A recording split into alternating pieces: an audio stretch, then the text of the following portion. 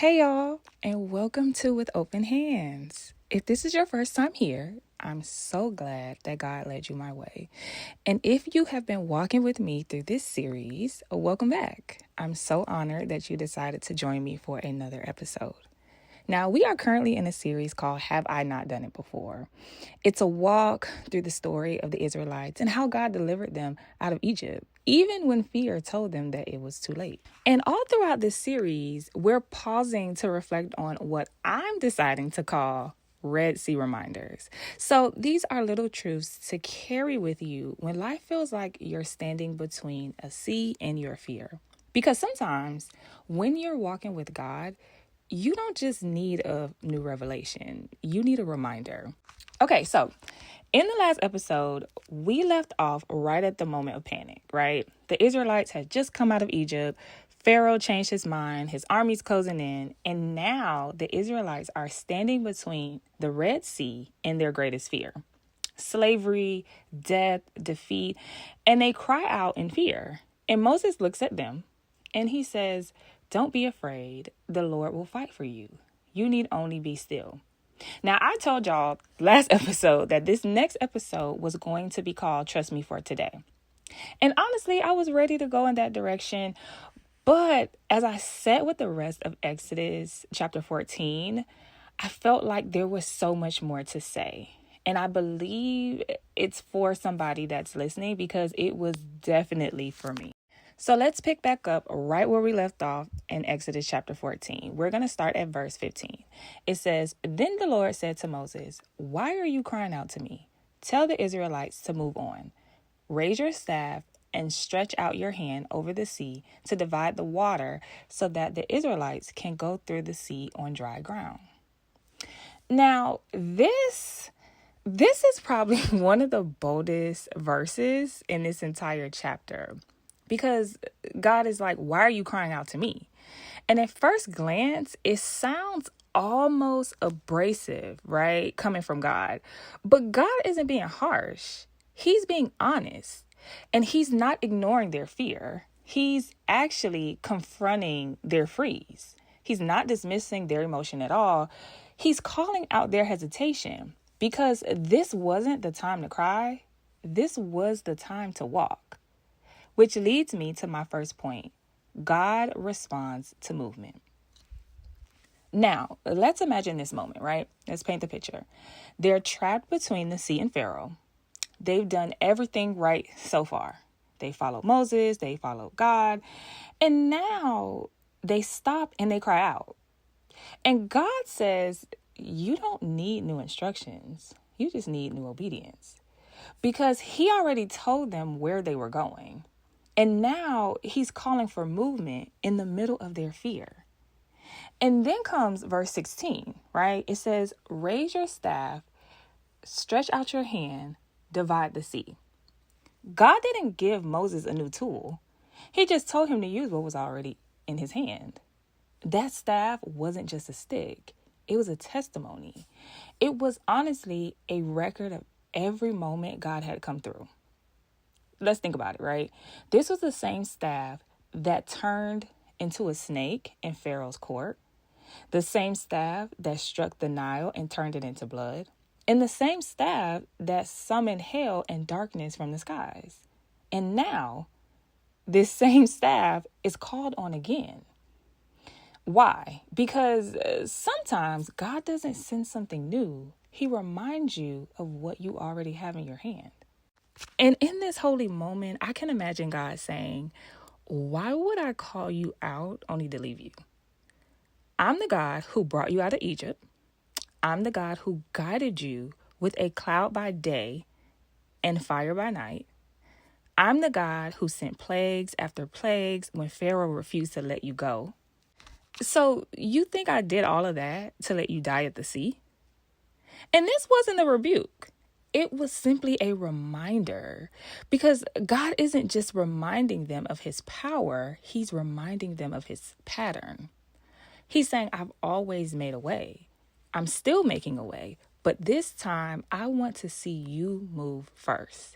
Because sometimes we think more prayer will shift things, but the shift is already in motion. God moved. Now it's your turn. So here is a Red Sea reminder. God doesn't need new instructions to move. He needs your obedience with what he already gave you. And you don't need a new sign. You just need to move. Obedience activates the miracle. And faith isn't always loud, right? Sometimes it's just quiet movement in the middle of fear. And sometimes the most spiritual thing you can do is just keep moving. You're waiting on God to part this sea, but he's waiting on you to stretch your hand. You're waiting for something new, but God is pointing back to what's already in your hand.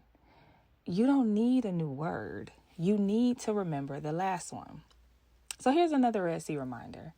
God's consistency is your confidence. He's the same God who freed you, who fed you, who protected you, who provided for you, who pulled you out of the things you never thought you'd survive, right? So why would he start something in your life just to abandon you now? If you've got a sea in front of you, I want you to check your hand. You might already be holding the thing God wants to use. You've been waiting for God to move, but maybe he's waiting for you to move. Now, I know that was loaded and we just started, but let's keep reading.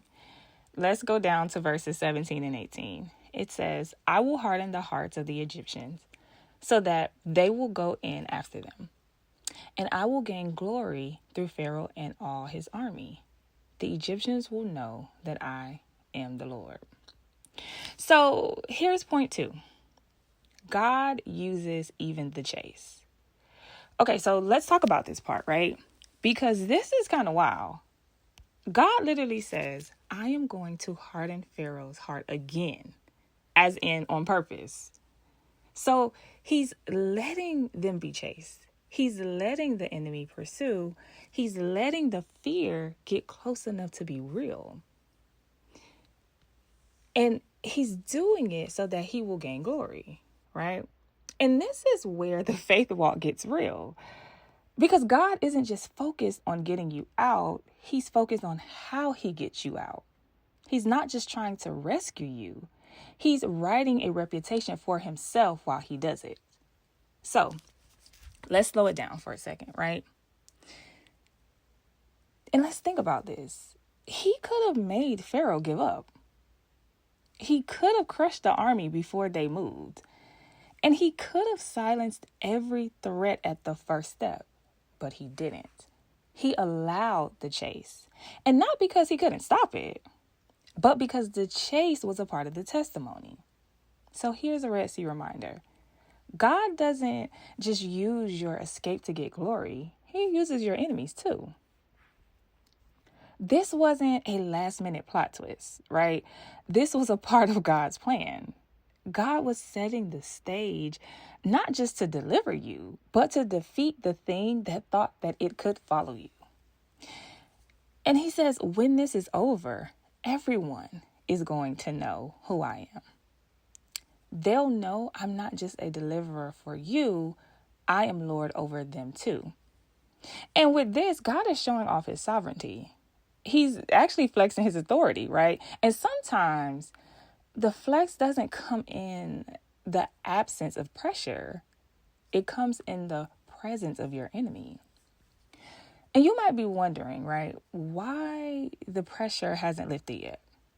Why is this threat still so very real? And why is the problem still seeming so close? But what if God is letting it happen because he's about to shut it down in front of your face? He's not just delivering you, he's declaring who he is while he does it. So, Red Sea reminder. The enemy chasing you might just be the stage God uses to confirm your freedom. So let's talk about the chase for a little bit, right? Because Pharaoh isn't always just a person. Sometimes Pharaoh is a pattern. It could be the thing that you won't let go. It could be the fear that follows you. It could be the mindset that stalks you. It could even be the trauma that tries to come with you into freedom. Pharaoh is actually what God already freed you from, but now it's chasing you one more time. Why would that be? Because maybe God wants to settle it in the sea. He wants to drown the very thing that thought it could haunt you. He wants your freedom to be final, not just a deliverance, but a death to what held you. And sometimes the final chase is just a confirmation you didn't know that you needed. It's kind of like God is saying, it's not coming back this time. I'm going to kill it while you watch, and you're going to walk out, and it's not walking behind you anymore after this. So, Red Sea reminder. If it's still chasing you, maybe God's about to bury it. Now, let's keep reading. Verses 19 and 20. It says, Then the angel of God, who had been traveling in front of Israel's army, withdrew and went behind them. The pillar of cloud also moved from in front and stood behind them, coming between the armies of Egypt and Israel. Now, this is probably one of my favorite moments in this entire chapter because they're standing in front of the sea and Pharaoh's army is closing in, right? But then God shifts position.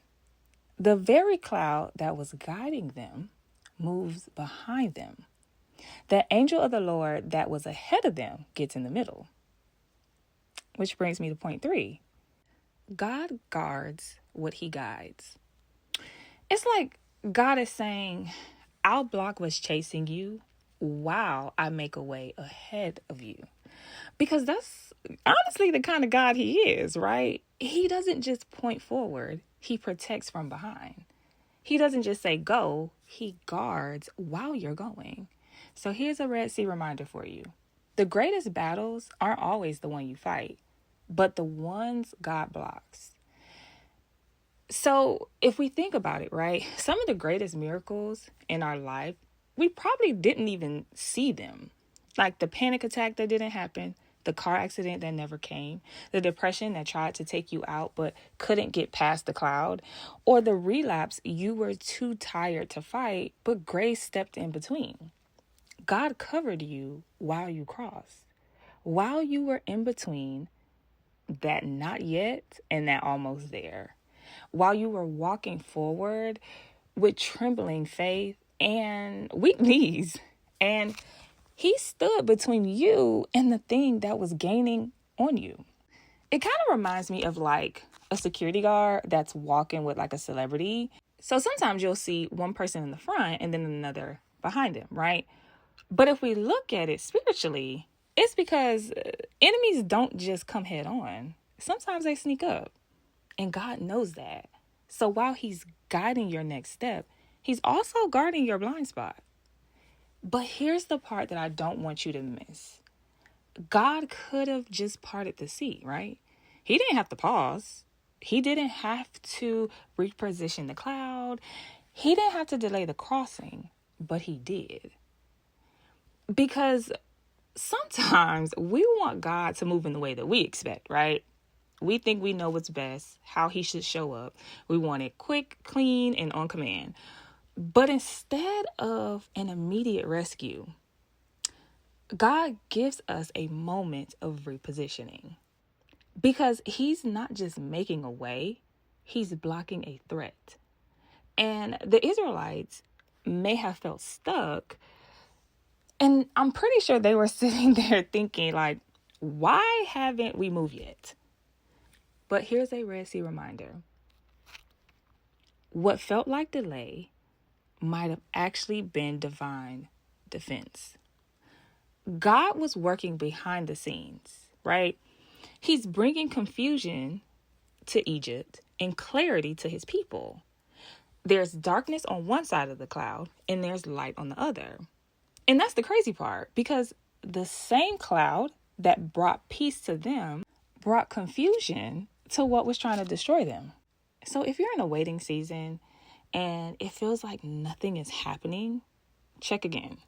You might not be stuck. You might actually just be shielded. Now, let's keep going and read verses 21 to 22. It said, Then Moses stretched out his hand over the sea, and all that night the Lord drove the sea back with a strong east wind and turned it into dry land. The waters were divided, and the Israelites went through the sea on dry ground, with a wall of water on their right and on their left. Because when we picture the Red Sea moment, right? I don't know about you guys, but I've always imagined something that was instant, like a flash of lightning, and suddenly there was a path. But the Bible says all that night, God drove the sea back with a strong east wind. So it wasn't instant. It was gradual. And this miracle had a process, which brings me to point 4. The wind knows what he said. So God didn't snap his fingers and just part the waters, right?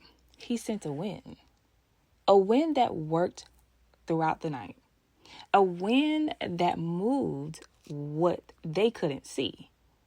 And here's what I love about this. The Israelites are standing in fear, watching the enemy get closer. And yet, God is already working behind the scenes. They didn't see the sea parting yet, right? But the wind is blowing. They don't see the dry ground yet, but the miracle is already in motion. So here is a Red Sea reminder. Just because you don't see the path yet doesn't mean the miracle isn't in motion. Why didn't God just part it all at once?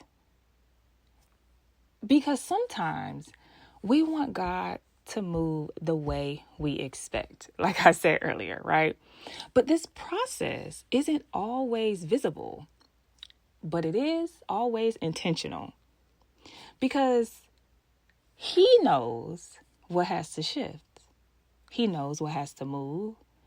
And he has to break beneath the surface. Because sometimes the miracle needs time. Not because God is slow either, but because he's doing more than just getting you through.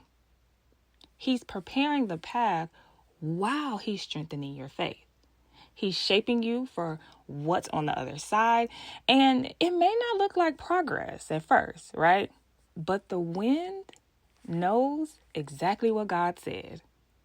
The Red Sea still listened to the voice of the one who made it. And when he says move, it started to shift. Even before you see the change. So don't mistake the silence for stillness.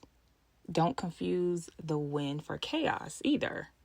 That stirring that's in the deep, that's actually God clearing the way. That's heaven preparing a road where there was none. Because you serve a God who speaks to seas, and they listen. So if you're in a place right now where you know what God said, but nothing around you looks like it's changing, you may not see the way yet, but don't mistake silence for absence. Stillness doesn't mean God isn't moving. It means he's setting the stage. Because the same God who called you out is the same God who's clearing the path ahead. So don't back up, don't turn around, and most importantly, don't settle for Egypt when God called you forward. He's moving, he's working, and the sea will split. Just give it time. Now, this was episode 2 of our series, Have I Not Done It Before? And next week, we're going to stay right here at the Red Sea. But this time, we'll talk about what God does to what tried to chase them. In episode 3, what tried to drown you drowns here. We'll watch God not just make a way, but settle the very thing that threatened their freedom. And you don't want to miss it. Until then, hold on to this truth. The miracle is already in motion. I'll see you guys in my next episode.